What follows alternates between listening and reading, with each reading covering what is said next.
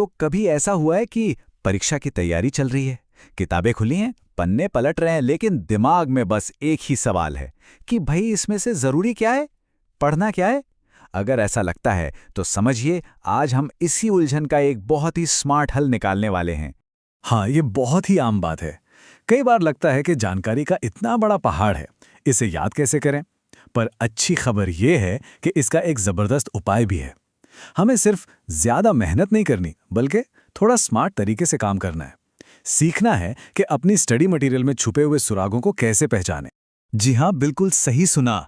इसका हल घंटों तक रटना नहीं है, बल्कि ये समझना है कि जो लोग पेपर सेट करते हैं वो सवाल बनाते कैसे हैं।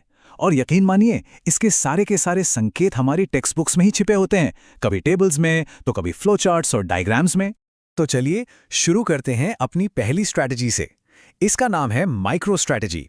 इसमें हम ये सीखेंगे कि अपनी टेक्स्ट बुक के अंदर ही छुपे हुए एग्जाम के सवालों को कैसे खोजा जाए। देखिए, पढ़ाई करने के ना दो तरीके होते हैं। पहला है पैसिव रीडिंग, मतलब बस किताब उठाई और शुरू से आखिर तक पढ़ते चले गए।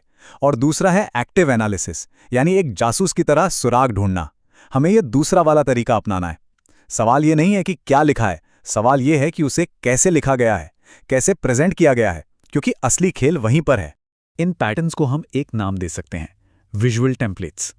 ये सिर्फ तस्वीरें या डिज़ाइन नहीं है, ये तो समझिए कि ये संभावित एग्जाम क्वेश्चंस हैं। जो लोग पेपर बनाते हैं वो अक्सर इन्हीं स्ट्रक्चर्स से सीधे सीधे सवाल उठा लेते हैं। मिसाल के तौर पर विटामिन्स की ये टेबल देखिए। ये न सिर्फ जानकारी को आसान बना रही है, बल्कि ये अपने आप में 4 से 5 संभावित सवालों का एक खजाना है। बस एडेक यानी ADEK का नियम याद रखना है और काम हो गया। और अब देखिए कितना आसान हो गया। सवाल सीधा टेबल से ही पूछा गया है। परीक्षा में भी तो ठीक यही होता है।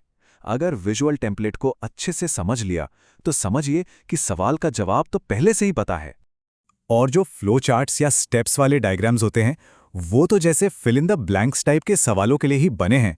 अगर पूरा प्रोसेस, पूरा क्रम याद है तो खाली जगह भरना बहुत आसान हो जाता है। जैसे यहाँ दूसरा स्टेप क्या होगा? बिल्कुल सही, पाचन या डाइजेशन। तो ये जो माइक्रो स्ट्रैटेजी है, ये किसी एक टॉपिक या एक चैप्टर के लिए तो कमाल की चीज़ है, लेकिन जब बात पूरी परीक्षा की तैयारी की आती है तब क्या?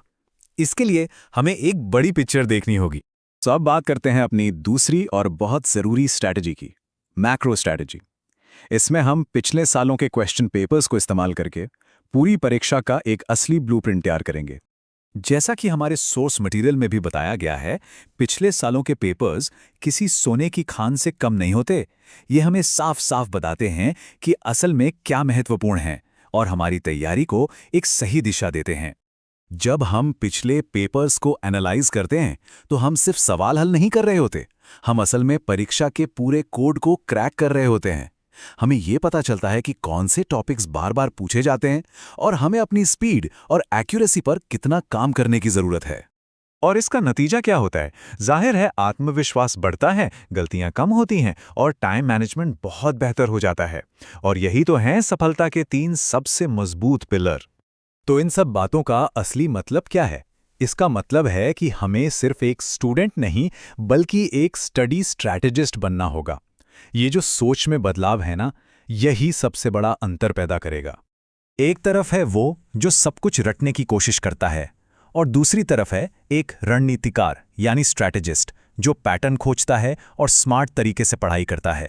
सवाल ये नहीं कि क्या जानना है, सवाल ये है कि इसे टेस्ट कैसे किया जाएगा। हमें बस यही रणनीतिकार बनना है। तो अब अगली बार जब पढ़ने बैठें तो सिर्फ एक स्टूडेंट की तरह नहीं, एक स्ट्रैटेजिस्ट की तरह सोचें। अपनी किताबों में उन छिपे हुए स्ट्रक्चर्स को ढूंढने की कोशिश करें। क्या पता एग्जाम का अगला सवाल बिल्कुल वही किसी टेबल या फ्लो चार्ट में छिपा बैठा हो।